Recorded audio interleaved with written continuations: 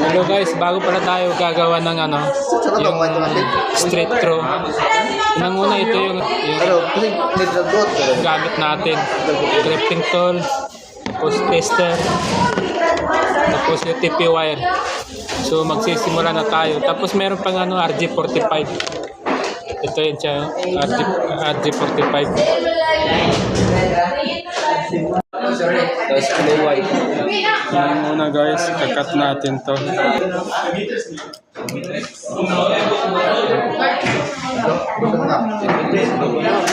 Ito na yun guys, yung continuation ng video natin kanina. Nilagay na natin sa RG45. Kailangan sakto to siya. Pag nagkamali ito, hindi ito ilaw. Yung kabila, maya-maya ipapasa namin ito kay si Ma'am na yung nagano ba ito. Okay natin siya. Kulang na lang ipapasa namin.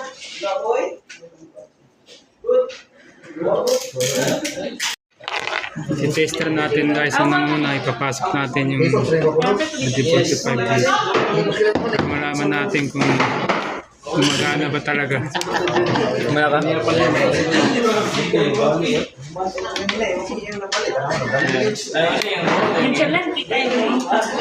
Gana siya gaw?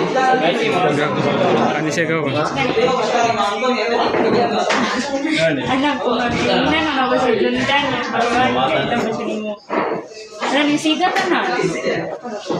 Ibig sabihin nito, pag nag-iilaw sa lahat, ibig sabihin tama yung pagkalagay.